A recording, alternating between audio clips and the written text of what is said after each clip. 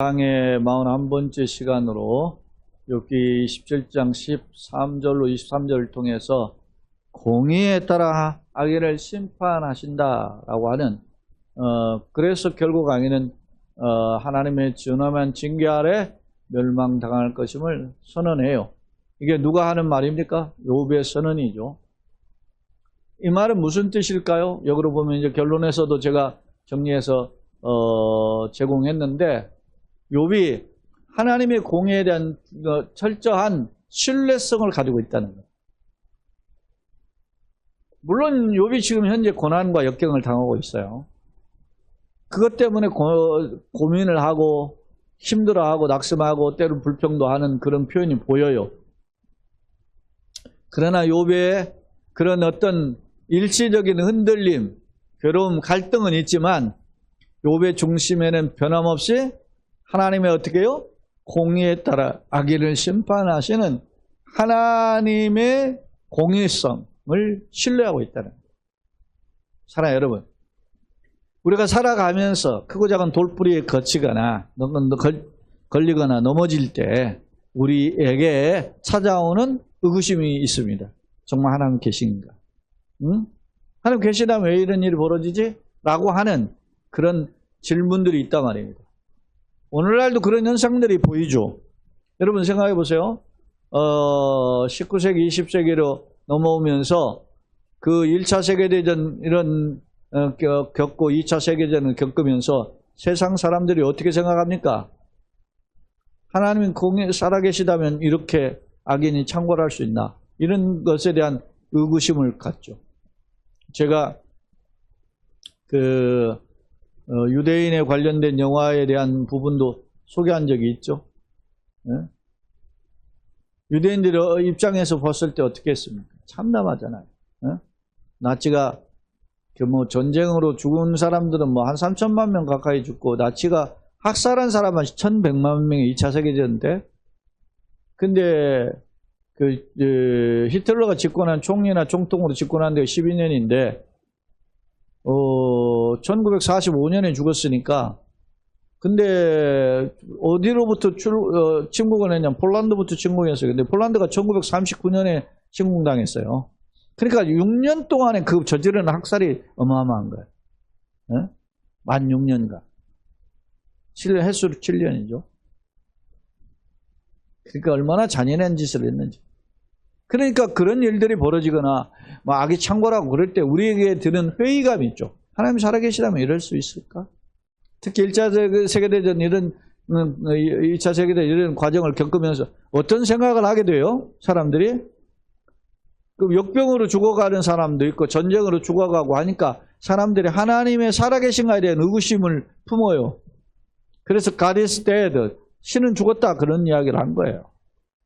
니체라든지 사르트르라든지 하이데거라든지 쇼펜하우어라든지 그 사람들은 어떻게 해요? 보이지 않는 하나님에 대한 희망을 걸지 않아요.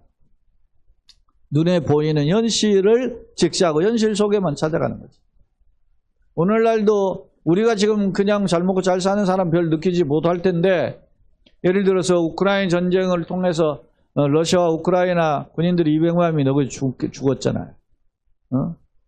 제가 엊그저께 보도에 들으니까 그 가자 지구에 민간인이 약 6만 명 죽었다 그래요. 물론 이스라엘은 하마스의 그 테러로 인해서 1,몇백 명 죽었죠. 1,300명인가? 많이 죽었죠. 거기도. 그러니까 그 이스라엘의 입장에서는 한 사람도 귀하게 생각하는데, 그렇게 죽으니까 막 부득부득 이를 갈고 이렇게 저렇게 하는데, 그러나 민간인 6만 명씩 죽어야 되는 건 아니잖아요. 응?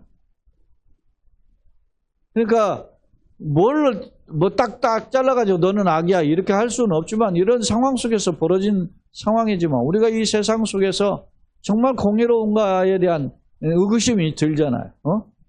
더 많이 가진 자가 가진 자를 빼앗잖아요. 그래, 옛날에는 노사의 과정 속에서 사가 어떻게 갑이었지 않습니까? 그래서 임금 적게 주고, 어느 유튜버가 보니까 저기 도망강 그쪽 근처에 가서 이렇게 이제 압록강이나 이런 사진을 찍었더라고요. 자기, 근데 거기에 이제 중국인이지만 조선족 우리 이제 교포들이죠. 그 사람들이 이제 이제 자녀를 찍고 가니까 왜 한국 사람들은 뭐 미국 교포한테는 재미교포, 일본 교포, 제일교포 이렇게 하면서 왜 우리 중국에 있는 동포들한테는 조선족이라고 하냐고, 교포라고 안 하고 그렇게 하고 우리를 왜 이렇게 무시하냐고 이렇게 자기네도 알더라고. 근데 신문대로 거두죠. 제가 92년도에 제가 중국과 수교 안 됐을 때 홍콩 통해가지고 중국 들어갔을 때만 해도 있는 거 뭐 제가 뭐 부자도 아니지만은 있는 거 다 뺏어 주고 오고 싶은 그런 생각이 있었어요. 응? 왜?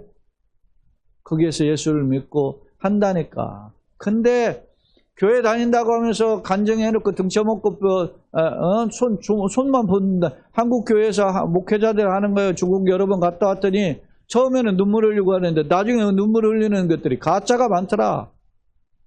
왜? 돈을 주니까. 돈 받으려고 한단 말이에요. 그러니까 돈만 주는 것이 능사가 아니다. 교회도 마찬가지입니다. 교회에서 복음을 줘야지 뭐 예를 들어 구제금만 주고 장학금 주고 뭐 준다고 교인들 이렇게 하는 거 일시적인 거예요. 그냥 교회 사명으로 하는 것뿐이지 그 사람 그렇게 했기 때문에 그 사람이 교회 잘하리라? 절대 안 해요. 내가 목회자로서 내가 부교육자도 해봤고 교인들도 해봤지만 그렇게 하는 사람은 결코 진정 그가 뭐 그리스도인 헌신에 안 그렇습니다. 내가 그냥 뭐 하나님의 사명자로서 내게 주신 힘이니까 나눠서 그렇게 하는 거지. 예? 여러분 목사가 돈이 많아서 우리 교회가 돈이 많아서 지금도 합니까? 절대 아니잖아요. 내게 주신 사명이니까 내가 좀 희생하고 내가 좀 양보하고 그렇게 하면서 하는 거예요. 제가 잘난 체를 하는 소리가 아니라 이제까지 우리 애들을 했는데 30대가 되었어도 제가 돈 10만 원 장학금 준 적 없다 하잖아요. 우리 애들한테는. 그게 제 자랑이 아니에요. 나한테는 인색하고 나에게 조금이라도 있으면 베풀고 나누고 섬기려고. 그것이 내 목회 철학이야. 하나님이 나에게 주신 거룩한 부담이고 좀 더 고생하더라도. 그러다 보니 내 자신은 뭐 그렇다 치고 나사 그 사명에 붙들렸지만 그렇지만 목사 따라서 시집하고 목사 따라서 자녀 아들 딸 된 애들이 무슨 힘드냐고 뭐 그것 때문에 고생하는데. 그러나 나는 개인적으로 미안하지만 가족들에게 미안하지만 하나님이 살아계신 하나님은 그들을 위로하실 것이다. 그런 생각을 하죠. 이야기에 다른 각도로 왔지만 여러분 보세요. 욥이 고난과 역경을 당하니까 왜 의구심이 들지 않겠어요? 왜 반문하지 않겠어요? 하나님 계십니까? 어디 계십니까? 여러분 성경에서도 하바국이라든지 요나서 보면 요나는 불평에 있는 것이고 하바국은 공의에 대한 하나님의 의구심을 가지고 하는 질문 아닙니까? 하나님 이것이 옳으니까 하바국서에서 2번이나 하잖아요. 요나는 우리보다 아주 못된 나라 니느웨가 멸망했으면 좋겠는데 우리를 나라를 멸망시킨 우리 동족 혈족을 멸망시킨 나라를 왜 그들이 심판하지 않느냐고 요나는 불평하잖아요. 그러니까 하나님 깨닫게 하잖아요. 박넝쿨을 통해 가지고서는 좋게 하다가 벌레를 통해서 갉아먹게 하고 그러니까 막 햇빛 때문에 괴로워요. 네가 하룻밤에 나는 박넝쿨도 사랑했거든. 좌우에 분간 못하는 12만 명이 있는데 내가 그를 아낌이 합당치 않냐? 반문하잖아. 사랑해요 여러분. 우리가 하나님에 대한 공의를 물을 때 이런 의구심 들 때가 있어요. 내가 참 이렇게 샀는데 선하게 살았는데 열심히 살았는데 권모술수 입고 하는 놈들은 잘 나가고 그렇지 않은 사람은 힘들고 국가도 보면 알잖아요. 국가도 바르고 정직한 사람들은 뭐 그냥 하고 막 권모술수하고 등 쳐먹고 한 놈들이 뭐 이렇게 국가의 요직들 다 안고 그러잖아. 그런 것 때문에 우리가 힘들 때가 있단 말입니다. 그러나 오늘 우리는 다시 돌아와야 돼. 어떻게? 그렇다고 하나님이 살아계시지 않은 것이 아니잖아요. 그럴수록 하나님의 뜻이 무엇인지를 분별하는 죄를 주시고 하나님 공의가 무엇인지 깨닫는 게 있어야 되는. 욥이 오늘 그런 고민을 가지고 이야기한다는 겁니다. 자, 서론을 같이 한번 읽어봅시다. 앞서 욥은 전능자의 사심을 두고 맹세하는 표현을 통해 자신의 무죄함을 하나님께 호소했는데 이는 역경의 배후에 하나님 계시다고 생각했음을 엿볼 수 있다.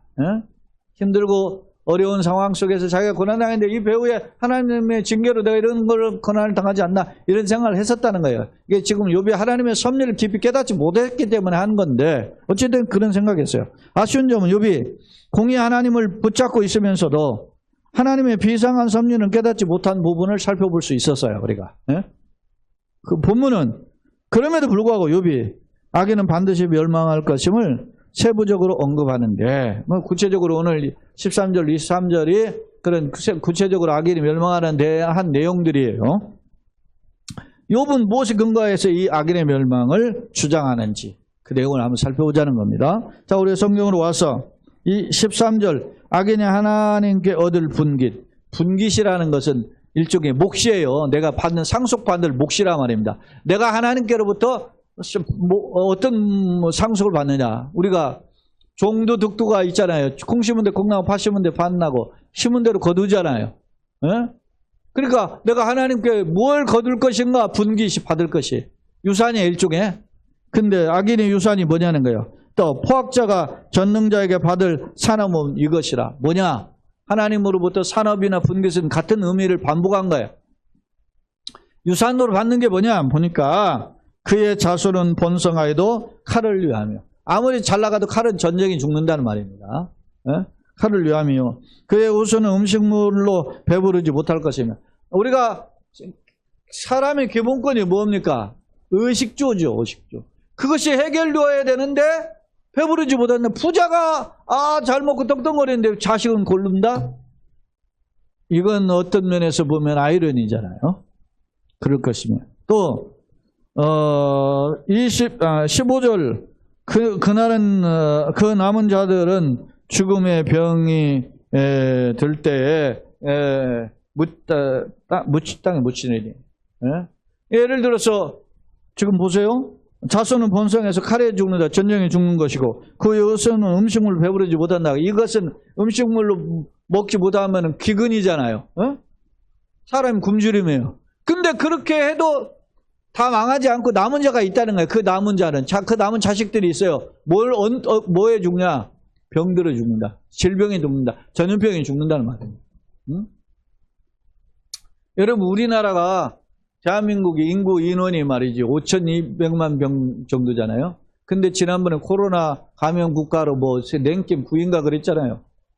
그리고 막 코로나 방역 잘했다고 그래요. 방역을 잘하면 안 걸려야지.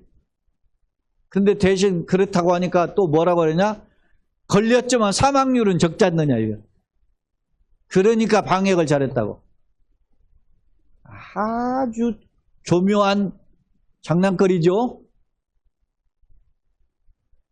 그래도 국민들이 속아 거기에. 이게 인간이야.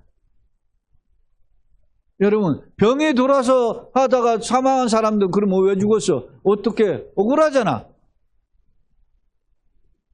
이 세상은 이렇다 말입니다. 근데 사람들이 그 사람이 죄를 지어서 그렇게 죽나요? 오늘 본문에는 뭐가 있어요? 질병으로 죽는다. 자, 사람들이 살다가 전쟁에 죽기도 하고 사람이 살다가 배고파 죽기도 하고 사람이 살다가 그 남은 사람 뭘로 죽어요? 질병에 걸려서. 그러니까 이게 고대 근동에 있는 3대 고통이에요. 이게 전쟁, 기근, 질병이에요. 악인의 종말, 악인과 그의 후손의 종말에 대한 언급이에요. 그 다음 16절 그가 비록 은을 티끌같이 쌓고, 은은 돈을 가리키죠. 돈을 티끌같이 쌓고 티끌이 셀 수 있나요? 셀 수 없이 많다는 거야. 많고 그 다음에 의복을 진흙같이 준비할지라도. 진흙은 흔하잖아요. 흔해. 여러분 세상에 땅 파가지고 옷 만든다고 하면은 세상에 옷값처럼 싼 게 없을 거예요. 그렇게. 근데 옷 한 벌이라도 살려면 힘들지. 진흙같이 준비. 그러니까 이게 엄청난 부자야, 이 사람이 지금. 그럴지라도 그가 준비한 것은 의인이 입을 것이. 자기가 심었는데 거두긴 누가 거둔 거예요? 의인이. 악인이 아무리 그렇게 애를 써도 결국 의인에게로 돌아갈 것이. 그의 은은 죄 없는 자가 차지할 것입니다. 죄 없는 자 의인이죠. 아무리 악인이 창궐해도 결국은 그걸 차지하는 것은 의인이 차지할 것이다. 사랑하는 여러분, 그러니까 악인의 형통함에 부러워하거나 단식할 필요 없어요. 그냥 지켜볼 뿐이야. 예? 여러분, 우리도 이제까지 우리나라도 사례를 보면 알죠. 역사를 통해 역사 공부가 왜 그래요? 역사는 거울과 같은 거예요. 아, 이렇게 살다가 이렇게 하는 놈이 결국 이렇게밖에 못 사는구나. 예? 저렇게 떵떵거리고 천년만년 살 것 같을 때. 아, 뭐 천년만년 할 것 같죠. 3년 만에 감옥 가잖아요. 그렇게 어리석은 놈이 어디 있어요? 예? 그걸 우리가 지켜보면 봤는데도 뭐 지금 이제 대통령 된 사람은 어떻게 할지 이제 지켜보면 알지. 인생이 그런 건데도 깨닫지 못하는. 그러니까 인간처럼 제가 이야기하잖아요. 뭐 개 이야기를 해서 그런데 제가 이 표현을 몇 번 했는데 예전에 우리 동네에서 막 개들 많이 잡아먹었어요. 근데 집주인이 자기 개 잡아먹는 거 보면 돌아다니는 개도 잡고 막 해서 막 그냥 철조망 같은 데 담벼락에 옛날에는 막 철조망으로 돼 있었거든. 그런데다가 가만히 그 뒤집어 씌워가지고 막 망치로 그래서 가만히 뒤집어 가지고서는 해서 개 뭐 해서 먹는 게 많다고. 근데 그러다가요 개가 덜 죽었는데 막 이렇게 불고 실려 가지고 말이죠. 하려 하다가 막 개가 막 살아나가지고 도망가는 경우도 있어요. 근데 그 개가 결국은 잡혀서 와요. 누구한테 잡혀온 줄 아세요? 개 주인한테 잡혀와. 개를 죽이려고 하는 그 사람한테는 피해. 근데 그 개 자기 주인한테는 잡혀와요. 자기가 그 주인한테 잡혀먹는다는 걸 개가 모르는 거야. 주인은 설마 하고 믿는 거지. 나는 인간이 이런 나 같으면 내가 개에 있다 입장했을 때는 주인이 나한테 그렇게 해가지고 나를 잡아먹으려고 했다면 막 물어버리지. 어차피 죽는 거. 에? 이런 생각 안 하겠어. 난 그런 생각을 해봤다고. 근데 지금 우리가 똑같아요. 자기를 그렇게 구덩텅이에서 잡아먹히는 걸로 그렇게 가는데도 막 개를 부를 때 뭘 불러요? 다 뼈다구 하나 던져주고 부르는 거거든. 그러면 와 꼬리치면서 우리가 그런 거 아닌가 이렇게 되돌아봐요. 세상 속에서 살다가 그대로 망하는데 세상 거 하나 던져주면 먹을 거 하나 던져주면 그게 나를 살려주는 것이냐 꼬리치면서 온다니까. 분별이 없으니까. 하나님, 내가 이 세상을 살면서 분별하는 지혜를 갖게 하여 주옵소서. 내가 어떤 것이 하나님의 지혜인지, 어떤 것이 하나님의 뜻대로 사는 일인지 나에게 감당할 힘을 주시옵소서. 그가 준비한 것들은 다 의복 전부 다 뭐예요? 의인이 차지하게 될 것이다. 18절 그가 지은 집은 조음의 집 같고 파수꾼의 초막 같을 것입니다. 예? 조음의 집이라고 표현하고 있잖아요. 그리고 또 파수꾼의 초막. 파수꾼은 누가 뭐 양떼를 훔쳐러 가는지 뭐 하는지 지키는 밤새 보초병들과 같은 사람이잖아요. 그 사람들이 뭘 얼마나 했겠어요.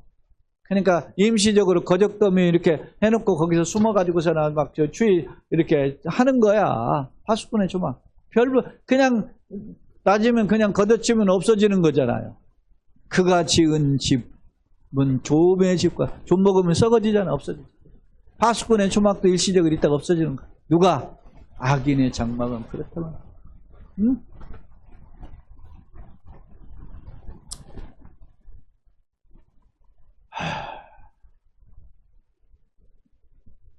저도 집이 없어서 이 나이 먹도록 집안 제 이름으로 된 집 하나 없잖아요.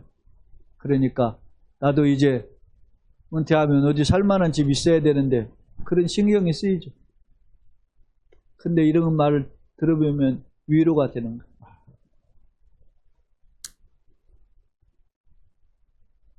어제도 제 친구 목사님 노가다 현장에서 일을 하는데 이달 말까지 일하고 이제 그만둔다 그래요. 자기 현장에서 일하다가 자기 곁에서 건설 현장에서 떨어져 죽은 사람을 2번 봤다는 거예요. 그러니까 더 일을 하기가 이제 힘들다고 그래. 이제 나이도 안 받아주고 하니까. 그동안 고생했다. 그렇게 하는데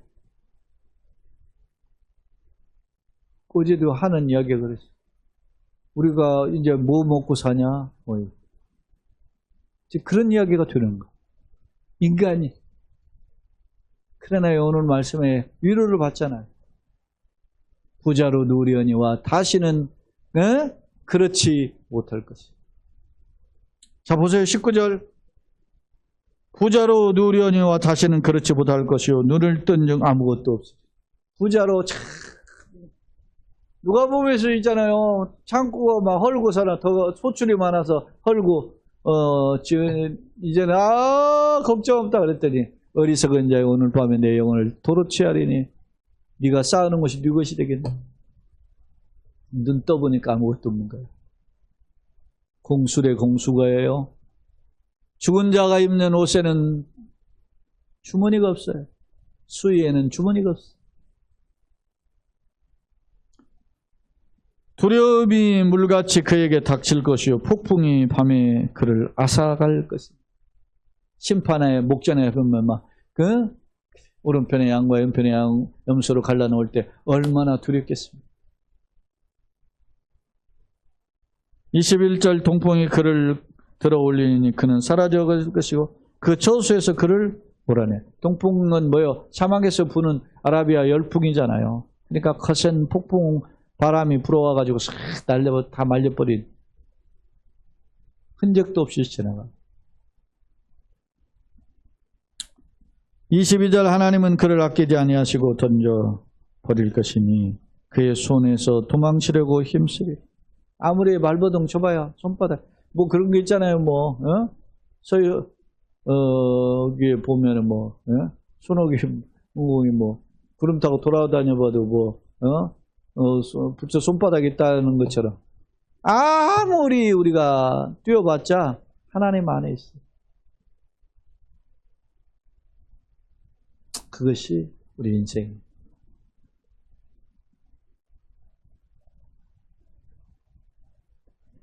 그래서 그런 결과를 보고 23절 이제 사람들이 뭐라고 해요? 그의 악인의 멸망을 보고 사람들은 그를 바라보며 손뼉치고 그 처소에서 그를 비웃어요. 손뼉친다. 아이고 꼴 좋아. 일종의 비웃음이죠. 조롱이죠. 악인의 비극적 종말에 대한 그런 하나님과 사람의 평가에 대한 기록을 오늘 우리가 좀 추마간상격이지만 살펴보았습니다. 자, 두 번째 화면에 정리된 내용을 보겠습니다. 자, 오늘 13절로 23절은 크게 세 단락으로 짧게 나눌 수 있는데 첫째 13절 15절 욥이 악인과 자손이 받을 악인과 그의 자손이 악인의 자손이 받을 비극과 멸망에 대해서 구체적으로 진술을 했는데 악인은 라샤라고 했는데 그게 강포자 악죄자 그러니까 지 힘을 가지고 건방 떠는 놈들이죠. 그들이 받을 분깃이 헬레크 또 산업 라할라 이게 다 이제 그 유산 받을 몫인데요. 하나님께 받을 몫이 뭐예요? 그의 후손은 먹어도 배부르지 못하고 그런 거죠. 최소한의 인간이 살던 기분이 의식주인데 그걸 또 해결하지 못하는 거예요. 탈북자에 제가 이렇게 하는 인터뷰 간증하는 그런 어떤 유튜브 영상을 보니까 이렇게 휴전선에서 이렇게 철책선 넘어와가지고 자기가 이렇게 귀순을 했는데 여름철이었다는 거예요. 여름철 7월인가 그쯤 됐는데 제가 깜짝 놀란 게 뭐냐면 오니까 야 배고플 텐데 야 밥 좀 가져와라 그랬더니 가져왔는데 거기에 뭐가 있어서 놀랐다 그래요? 김치가 있어서 놀랐다. 아니 7월달에 어떻게 김치가 있냐. 작년에는 김장에서 김치도 없을 뿐더러 3, 4월이면 다 김치가 떨어진대요. 근데 여기는 7월 달에도 김치가 있다는 놀랬다는 거야. 자기는 사병들이 7월 달에 김치 목 넣고 있는 걸. 라면이 이렇게 막 가난하고 찌질이 고생한다 하더니 이게 다 가짜였구나. 그것 때문에 놀랐다. 우리가 차원이 좀 다르죠.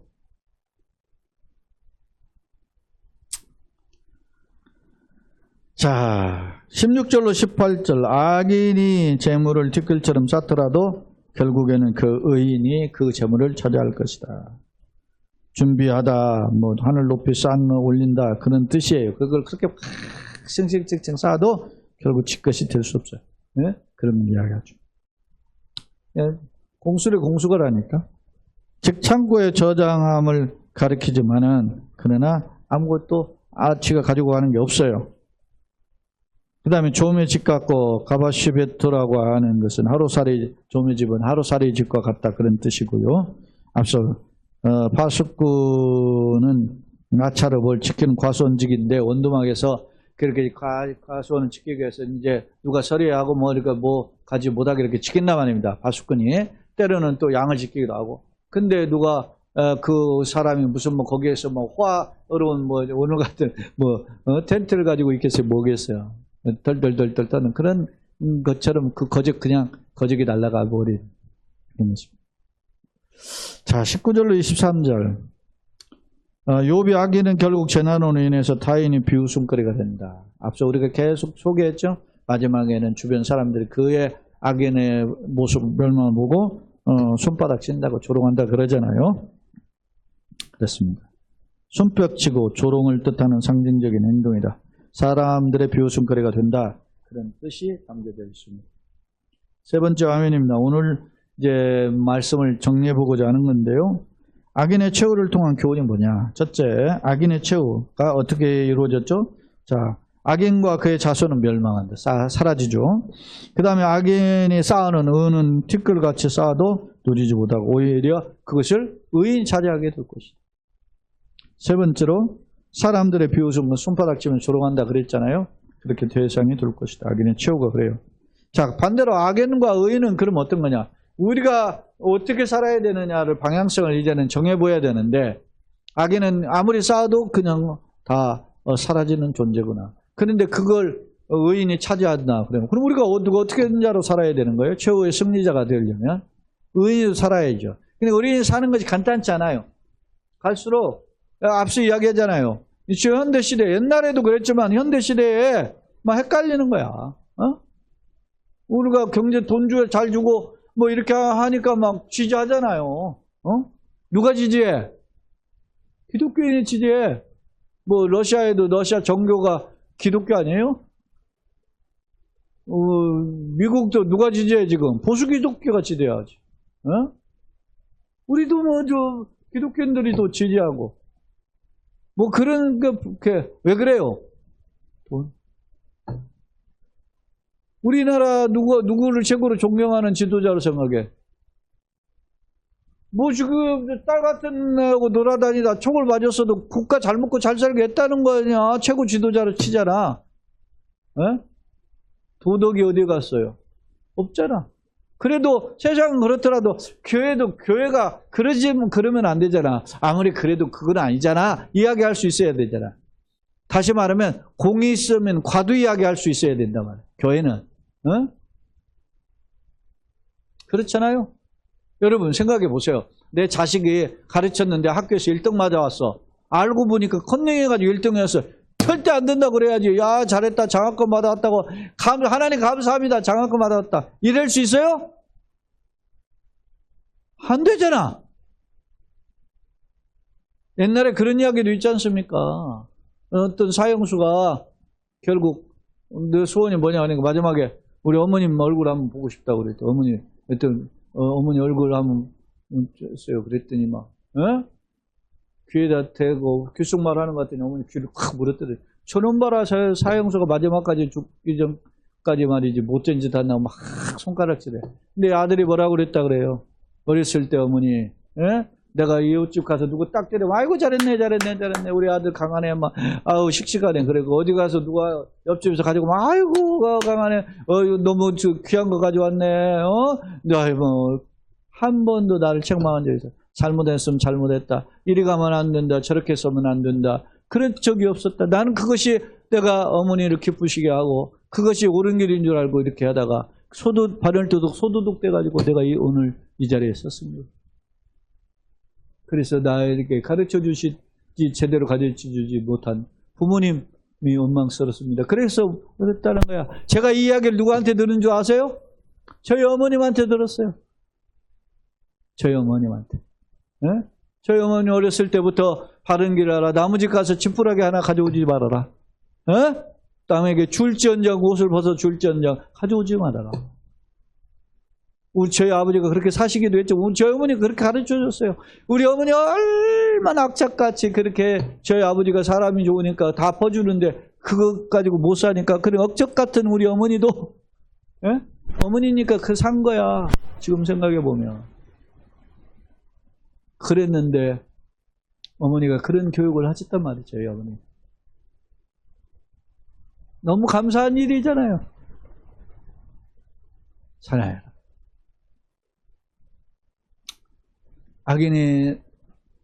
악인은 장구하나 깨닫지 못하는 자는 멸망하는 짐승과 같다 그러잖아. 시편 49편은. 그걸 우리는 깨달아야 돼. 자, 악인이 불을 쌓아도 한순간에 불과한다. 그러나 이것을 의인이 차지. 그럼 이렇게 심판하는 게 누구냐 이거예요. 누가? 하나님. 자, 칼, 기근, 질병을 통한 재앙의 중심에 누가 있어요? 하나님. 사람이 이렇게 하는 것 같지만 그 중심에 하나님의 뜻이 있는가를 보아야 되는 거예요. 그러면 근거가 뭐냐? 생사화복의 주인이신 절대주권이 하나님이죠. 하나님은 하나님의 공의에 따라 오늘 주제가 공의잖아요. 공의에 따라 악인을 심판한다. 공의에 따라 엄히 악인을 심판하신다.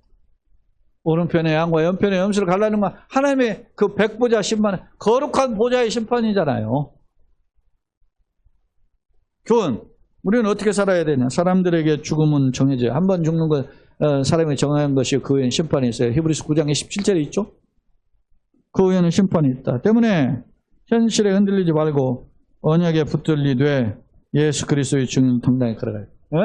세상은 뭔 돈 자랑하고 자식 자랑, 뭔 자랑 다 해도 우린 예수 자랑이라. 나에겐 결코 그리스도 예수밖에 십자가 외에는 결코 자랑할 게 없잖아요. 바울이 나 약한 걸 자랑한다 하잖아. 왜? 내가 약할 때 그리스도가 내 안에서 그리스도의 능력이 온전해지기 때문에. 주님 없이는 살 수 없어요. 사랑하는 여러분 생각해 보세요. 내가 처음에 목회할 때 이런 예배당이 있었으면 내가 목회를 했을까 하는 생각을 요즘 많이 해요. 내가 교회 예배당은 저기 한다고 하니까 권사님 그래도 사명인데 그러더라고. 어떤 게 사명이에요? 어떤 게? 사명이라면 교인들이 목사가 목회할 수 있도록 예배당도 채워줘야 되고 목회할 수 있도록 절망하죠. 물론 하나님 바라보고 하지 마. 돕는 사람들이 있어야 될 거 아니에요. 그래도 나는 해. 언제까지 모르지만 나는 지금 한단 말입니다. 그게 왜 그래요? 내게 매임이 있기 때문에 하나님께. 내가 하나님 언제까지 해야 됩니까?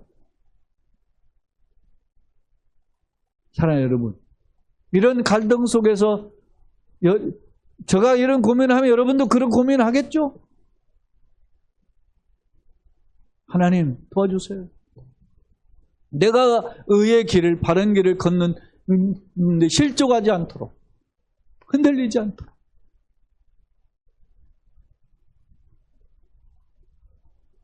결론입니다.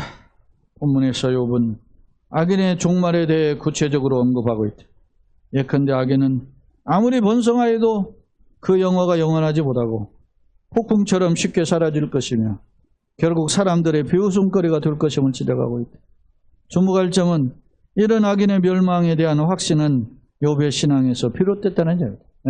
욥의 신앙이 있는 거야 아직도. 나는 이게 뭡니까? 욥이 막 정말 그 힘들고 죽고 싶은 상황이다. 아내가 욕하고 죽으라 그러잖아.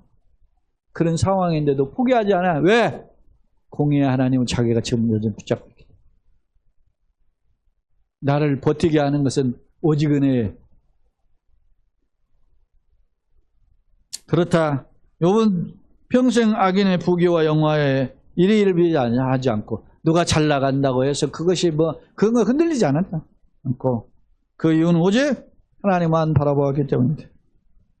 특히 욥이 비록 현실의 역경에 낙심한 상황이지, 그죠? 절망해서 욥과 같은 상황 나는 아니 강 목사는 그죠? 나는 거기에 보면 세 발이 피잖아요. 거기에 명함도 못 내밀어요. 속된 말로. 그렇지만 그럼에도 불구하고 여전히 하나님을 소망하고 있는 욥을 바라볼 수 있습니다. 나는 어떤가? 세상은 악인이 득이하는 상황이지만 세파에 흔들리지 말고 언약에 신실하신 예수님 바라보고 하나님 살아계신 하나님 바라보고 우리가 담대히 십자가 군사로서 하나님의 자녀로서 왕같은 제사장으로서 일당백의 힘을 가지고 걸어가기를 예수님의 이름으로 축원합니다.